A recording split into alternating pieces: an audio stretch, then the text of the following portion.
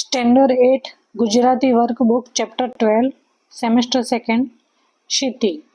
પહેલો પ્રશ્ન છે, નીચેના હરેક પ્રશ્નનો ઉત્તર માટે આપેલા વિકલ્પોમાંથી સાચો વિકલ્પ શોધી બોક્સમાં લખો. તો પહેલું છે, શીતી પાઠના લેખિકા કોણ છે? તો શીતી પાઠના લેખિકા છે ધીરુબેન પટેલ. શીતીનો શું અર્થ થાય? તો શીતીનો અર્થ થાય પૃથ્વી.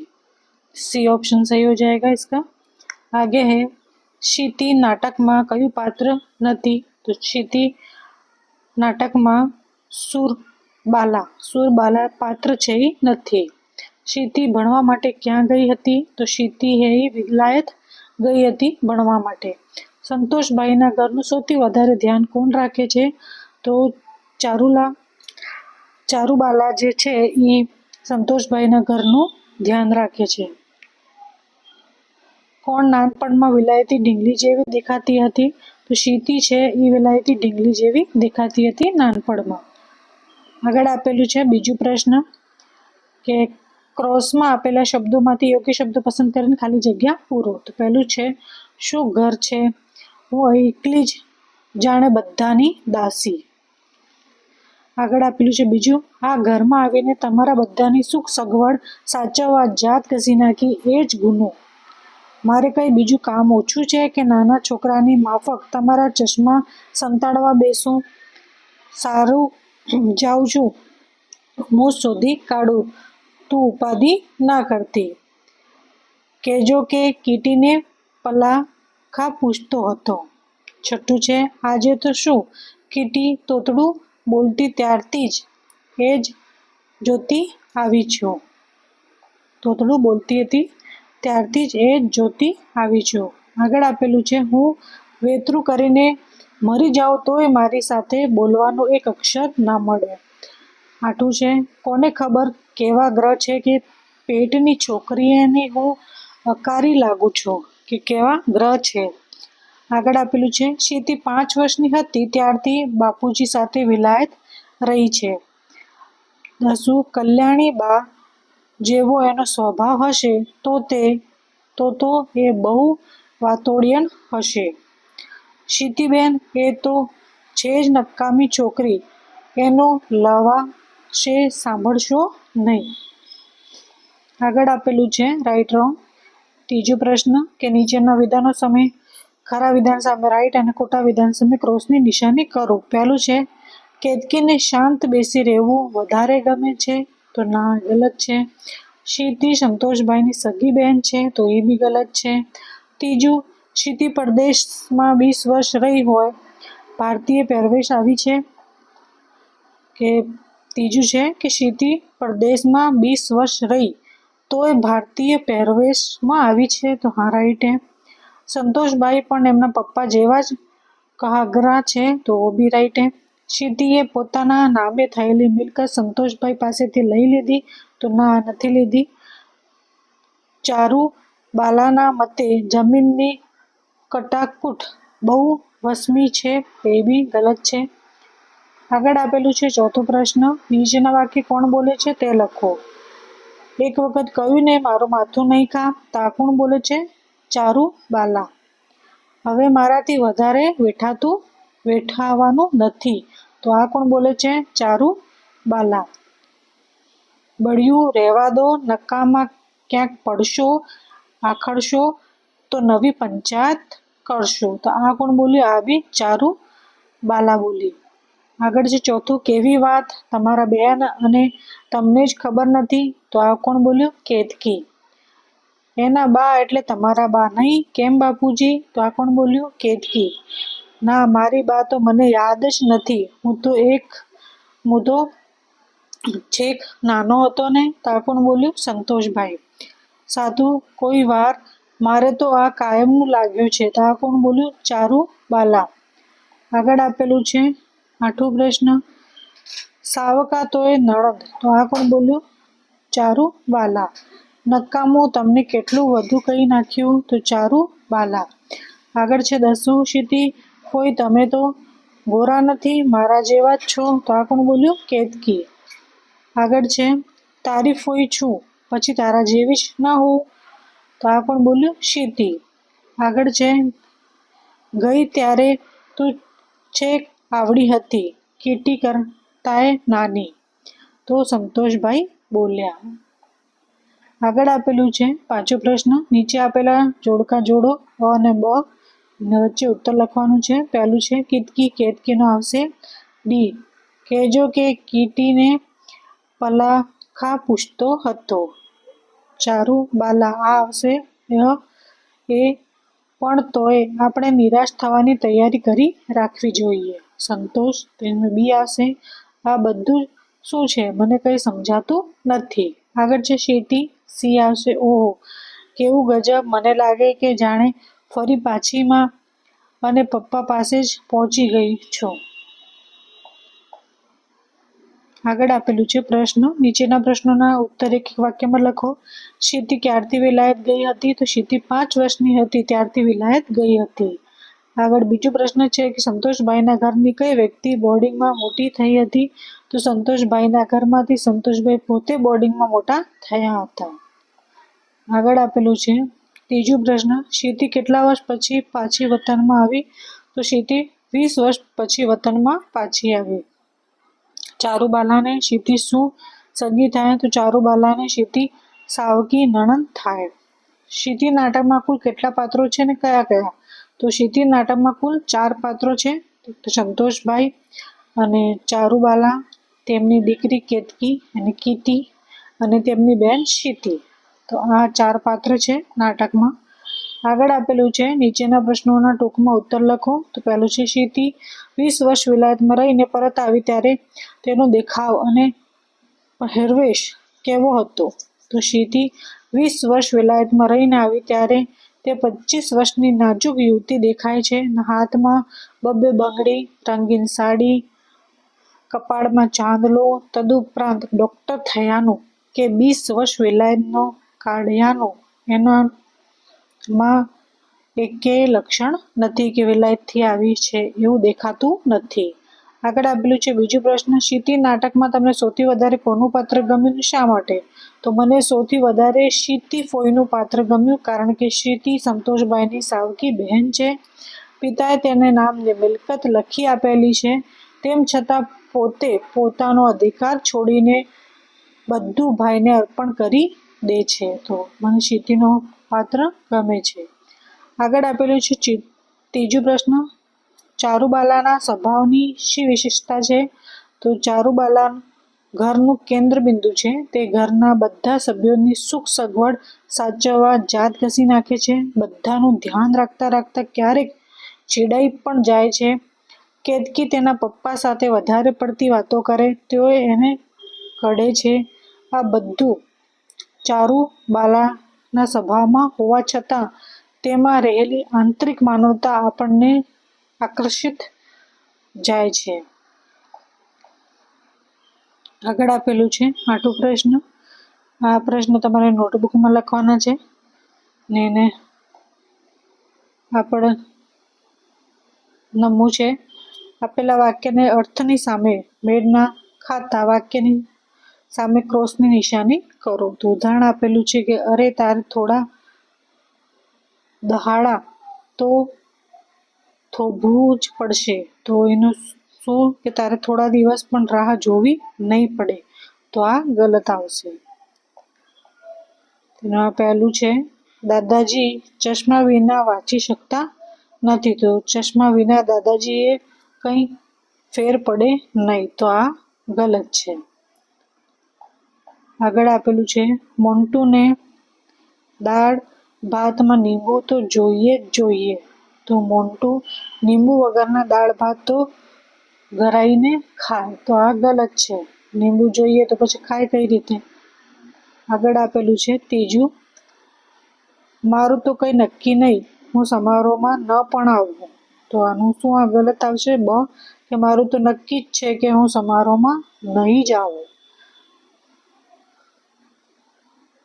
કે મારું તો નક્કી જ છે કે હું સમારોહમાં નહીં જ આવું. આગળ આપેલું છે ચીનુ અને મીનુ હંમેશા સાથે ને સાથે જ હોય.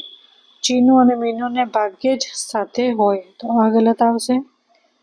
આગળ આપેલું છે હું તો વાત સાંભળ કહી રહ્યો છું, તો આમાં આવશે હું તો આ વાત અમથી કરી રહ્યો છું, અમથી કરી રહ્યો છું, તો આ ગલત આવશે. આગળ આપેલું છે નીચે આપેલા સંવાદોને આધારે પ્રશ્નોનો ઉત્તર લખો. આ સંવાદ છે, એને ભણવાનું છે, એને આધારે આપણે પ્રશ્નના ઉત્તર કરવાના છે. આગળ આપેલું છે રાજાએ ઝઘડું શાહને શા માટે યાદ કર્યા હશે? તો ઝઘડું શાહ શેઠ રાજ્યના સમૃદ્ધ વેપારી છે, તો રાજ્યમાં 3 વર્ષથી દુકાળ પડેલો છે. રાજ્યના ધાનના કોઠાર અને ધાનના ભંડાર ખાલી થઈ ગયા છે, તેથી રાજ્યની આવી મુસીબતમાં સમયમાં મદદરૂપ થવા રાજાએ ઝઘડા શાહને યાદ કર્યો હશે. બીજો પ્રશ્ન છે હિન્દુસ્તાનના કયા કયા પ્રદેશોમાં દુકાળે આણ વર્તાવી છે? તો હિન્દુસ્તાનના ગુજરાત, સિંધ, મેવાડ, માળવા, કાશી અને ઠેઠ કદહાર વગેરે પ્રદેશોમાં દુકાળે આણ વર્તાવી છે, એની દુઃખ પડેલું છે. આગળ આપેલું છે ત્રીજું વિશળદેવ પ્રજાવત્સલ રાજા છે એવો શા ઉપરથી કહી શકાય? તો રાજ્યની 3 વર્ષની દુકાળની કારમી સ્થિતિમાં વિશળદેવ રાજાએ ધાનના કોઠાર અને ધાનના ભંડાર ખુલ્લા મૂકી દીધા હતા. આ ઉપરથી કહી શકાય કે વિશળદેવ પ્રજાવત્સલ રાજા છે, એને પ્રજાની ચિંતા કરે છે. આગળ આપેલું છે ચોથો પ્રશ્ન પાન ખરમાં પાંદડા ખરે તેમ કોણ ખરી રહ્યું છે ને શાથી? તો પાનખરમાં પાંદડા ખરે એમ માણસો ખરી રહ્યા છે, એટલે કે ભૂખના કારણે મરી રહ્યા છે, કારણ કે રાજ્યમાં 3 વર્ષથી પડેલા દુકાળના કારણે અનાજ પાક્યું નથી. રાજ્યના ધાનના કોઠાર પણ ખાલી થઈ ગયા છે, એટલે માણસો મરી રહ્યા છે. આગળ આપેલું છે 11 કે નીચે આપેલા કોષ્ટકમાં શબ્દ શ્રેણી પૂર્ણ કરો. यहाँ पर अर्थ છે, ક્રમ છે, ક્રિયા છે, અર્થ છે ને ઉદાહરણ ઉપર આપેલું છે, તો લખવાનું છે. ત્યાં પર સર્જક, નિર્ણાયક, કરનાર, ભૂચર, ખેચર, જળચર, નિશાચર, અશ્વપાલ, મહિપાલ और दिक्पाल, गर्भस्थ, वयस्क, वानप्रस्थ, धुरंधर तो मणिधर, फणीधर और मुरलीधर. આ રીતે કરવાનું છે. આગળ આપેલું છે નીચે ચક્રમાં આપેલા વાક્ય વાંચો, સમજો અને ચક્રને પૂર્ણ કરો. ચક્રને પૂર્ણ કરવાનું છે. પહેલું આપેલું છે હું ગીરના પ્રવાસે જઈશ, તમે શાળામાં ગયા, હું ચિત્ર દોરું છું. યજ્ઞ વાંચવા બેસ, યાનવી ભાઈને રમાડ, મનસ્વી પાણી લાવ. વાક્યાર્થ વાક્ય है, આ વિધાન વાક્ય है. વાક્ય ચક્ર પૂર્ણ કરવાનું છે. આગળ આપેલું છે ઉદ્ગાર આપેલો છે ઓહો તમે આવી ગયા, વાહ સુંદર દ્રશ્ય છે, છી છી તું તો સાવ ગંદો છે. એના ઉપર છે ઈચ્છા, મારે જમવું છે, મારે રમવું છે, મારે ગાવું છે. કવિતા ગાવી છે. આગળ આપેલું છે સંદેહ, કદાય વરસાદ પડશે, કદાય આજે મામા આવશે, કદાય ભારત મેચ જીતશે. આ રીતે ચક્રને પૂર્ણ કરવાનું છે. આગળ આપેલું છે સુધારીને લખવાનું છે. જોડણીને સુધારીને ગ્રહિણી, તો આ રીતે ગ્રહિણી લખવામાં આવશે. આતુરતા, તો આ રીતે આતુરતા લખવામાં આવશે. નિરુપદ્રવી,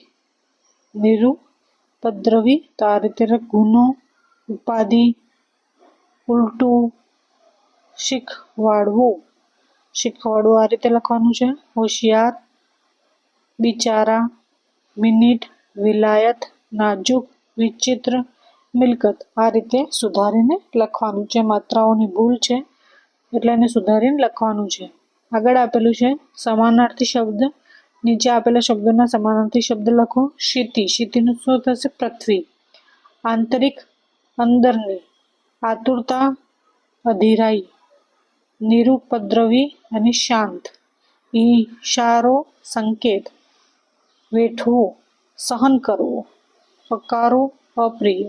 સાવકો, અપરમાનો. વિલાયત, પરદેશ. લક્ષણ, ચિહ્ન. કહાગૃ, આજ્ઞાંકિત. અણગમો, નાપસંદગી. વસમું, કપરું. બોચી, ગરદન. આ રીતે સમાનાર્થી શબ્દ કરવાનો છે. આગળ આપેલું છે વિરુદ્ધાર્થી શબ્દ. ભારે નું શું થશે? હળવું, શાંત, અશાંત. સંકોચ, નિસંકોચ. રડતી, હસતી. સ્થિર, અસ્થિર. ગામડિયું, શહેરી. ખોટું, ખરું. બહાર, અંદર. ગમો, અણગમો. ડાહી, ગાંડી. હોશિયાર, ઠોઠ. દિવસ, રાત. આગળ આપેલું છે નીચેના રૂઢિપ્રયોગોના અર્થ આપી વાક્યમાં પ્રયોગ કરો. માથું ખાવું અને પ્રશ્ન પૂછ કરીને હેરાન કરવું. તો વાક્ય: માયાને કવિતા ના સમજાઈ એટલે તે શિક્ષકનું માથું ખાવા લાગી. ઢંગાઈ જવું અને ગભરાટથી સ્તબ્ધ થઈ જવું. વાક્ય બનાવશું: નજીક આવી ગયેલા હડકાયેલા કૂતરાને જોઈને નયન ઢંગાઈ ગયો. આગળ છે જાત ઘસી નાખવી અને તન તોડ મહેનત કરવી. હરેક માતા પિતાના બાળકોનો ઉછેર કરવામાં જાત ઘસી નાખે છે. આગળ આપેલું છે ચોબીલા, પડી જવું અને શર્મિંદા થવું. માયાની નિંદા કરતી વખતે માયા આવી જતા નાવ્યા છોભીલી પડી ગઈ. દમ નીકળી જવું અને અત્યંત થાકી જવું. રાજને આખો દિવસ કામ કર્યું તેથી તેનો દમ નીકળી ગયો. ઘર માથે કરવું અને આખા ઘરમાં શોધી વળવું. જ્યાંએ મનપસંદ ડ્રેસ શોધવા ઘર માથે કર્યું પણ ના જડાયો. જીવ બળવો અને સંતાપ થવો.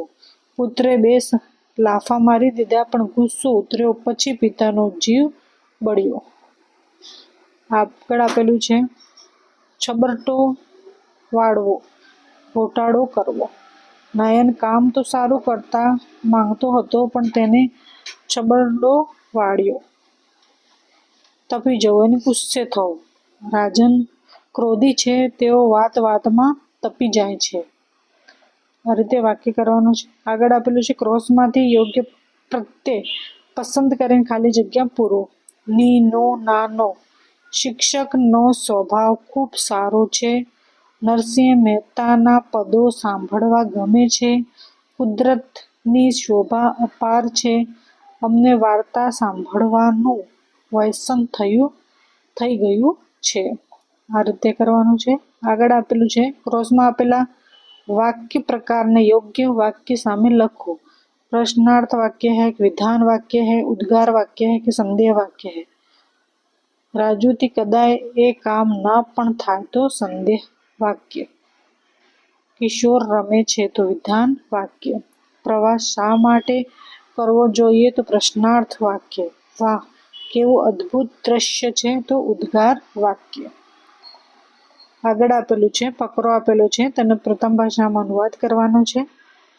There is a tree on the bank of the river. The river flows quite close by the tree. The shade of the tree falls in the river water. The tree appears to be saving all day long.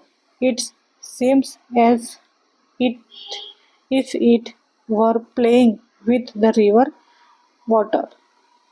It is a bubble. The teeny yellow flowers having fallen into the river keep on sweeping on the surface of water.